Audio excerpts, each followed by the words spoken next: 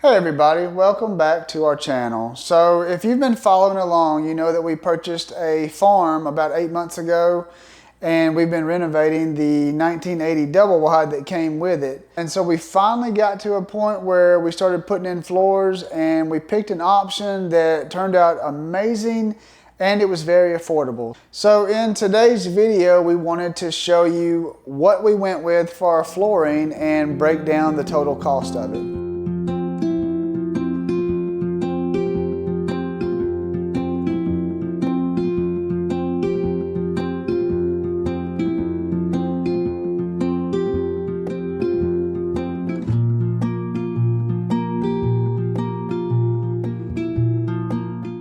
So if you're watching this, maybe you're just interested in following along because you love watching all the ridiculous things that we invest our money into, or maybe you're getting ready to build or thinking about it and you're starting to price out stuff and you realize, man, everything is like crazy expensive.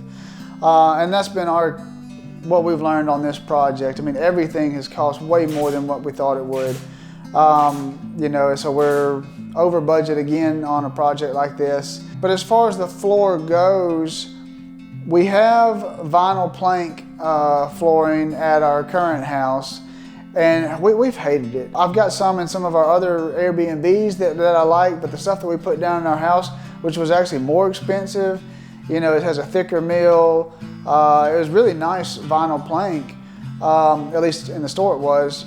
But we've had, if you slide furniture across it, you know, we've had a few little legs catch on a corner or something and rip off a little piece, and I don't know how to patch a little tiny piece in the middle of the floor.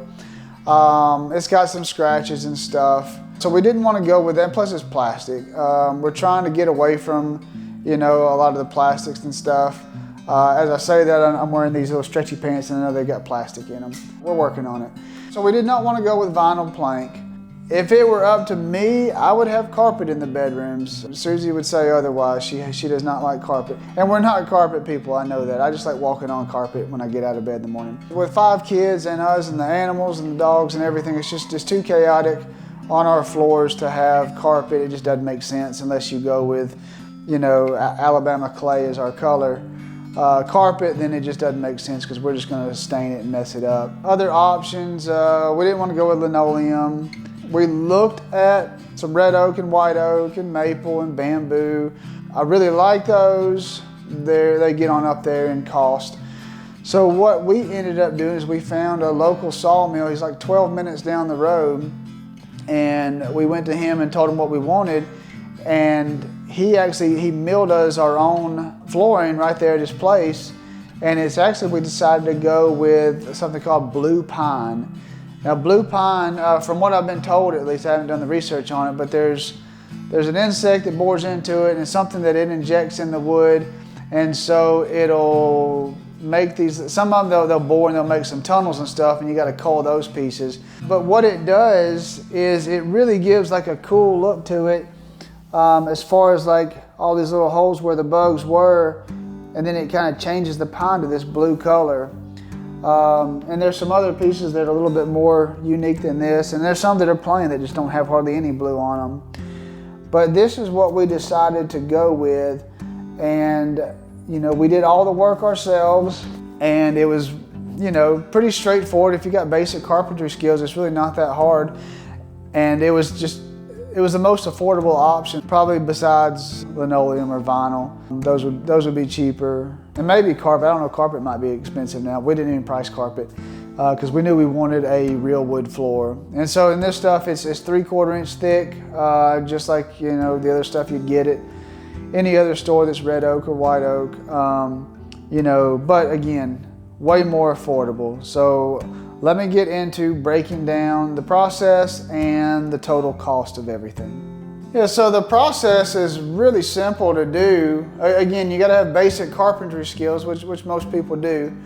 So once you have your straight line where you start, I mean, it all just locks into place.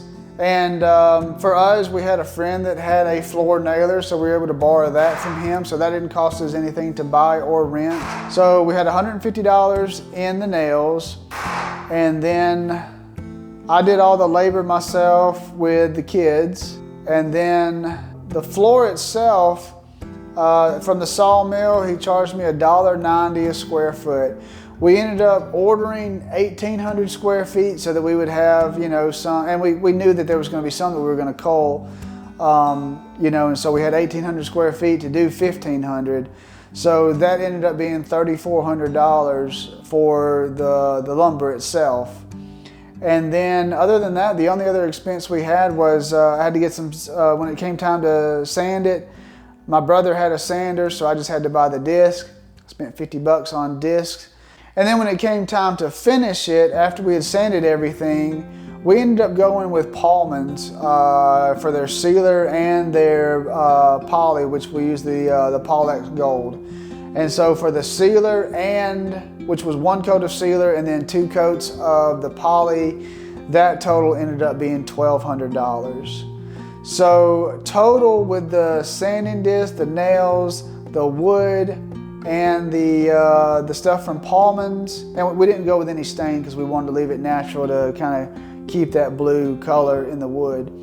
So the total cost for us to do a 1,500 square foot floor was $4,800. And take that divided by 1,500, that comes to $3.20 a square foot. You know, if you try to get a company to come in, and again, it's pretty easy to do, it just takes time. But the estimates that we were seeing were between $10 and $12 a square foot to lay down wood. So this was by far the most affordable. And so far, I really like the Paulman's. Their poly, it seems really good. And again, it was easy to put down too. I mean, as far as the putting down the poly, all I did was get a 1/4-inch microfiber roller, and I would pour like a 4-inch strip up against the wall, and then I just pull it back towards me. And then once I got like into a room like this, I would do this side, you know, out to, you know, maybe 6 feet or so.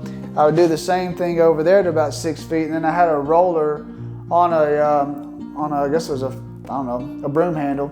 And so I could stand in one spot and I could sweep the roller all the way across from baseboard or from wall to wall. And so that way there's, so far I haven't come across any spots where there's like a line where the roller stopped. I think I did a pretty good job of smoothing all that out. I did find like one hair,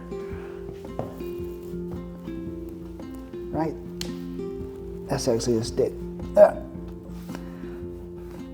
That little booger, it's under the poly. So I may have to sand that and touch that up. But anyway, other than that, I really think the floors turned out good. Hopefully they will hold up for many years for us. And again, like I said, if we need to refinish them, I've still got the sander, or my brother has the sander. And out of that 50 bucks in sanding disc that I bought, I only used like maybe a third of it, if that. So we have plenty of sanding discs, so I could come in and refinish this if I wanted to. I don't want to because the sanding took a long time. That was like a day and a half. But we used a orbital sander. I had conflicting advice on whether to use an orbital sander or to use like a floor buffer with a sanding pad, which I guess would still be an orbital sander, just maybe something heavier, or a drum sander. I was torn on that. I've never used a drum sander, so I stayed away from it. And the orbital sander that my brother had, while maybe the other things might have been quicker, it was basically free. So other than a day and a half of labor of sanding the floors, which again took some time, but it kept the cost down for us. And so this is what we have, and we're really happy with it. And again, we hope that it holds up for years to come, but that will have to remain to be seen. So that's it for today's video. I hope that it was helpful to you, and if you're interested, we hope you'll consider subscribing to our channel. We're gonna finish up this house hopefully in a week, I think. I've got my brother and a friend coming back on Monday, and we're gonna knock out the rest of the trim and the baseboards, a little touch-up plumbing, the dryer vent, kitchen cabinets are coming next week. Hopefully appliances are coming next week. We got to hang a few doors, and then I think we will be, and we have to do the shelving for the closets. And I think after that, I think the house is going to be ready to move into. So I'm excited about that. Once we get this done, we are going to jump right into getting fencing done for the animals, because we need to get something set up for Elizabeth's horses and the dogs. That's the main thing.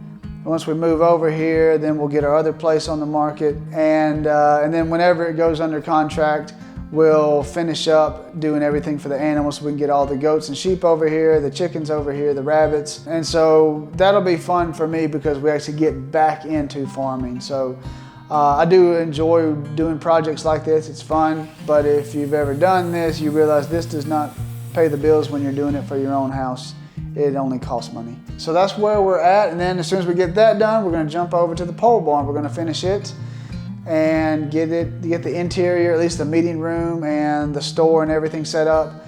And after that, we are going to start building Airbnbs. So we've got some ideas about that. If there's an Airbnb that you'd be interested in seeing us build, comment below and we will see if we can make that happen. So hope to see y'all in the next video.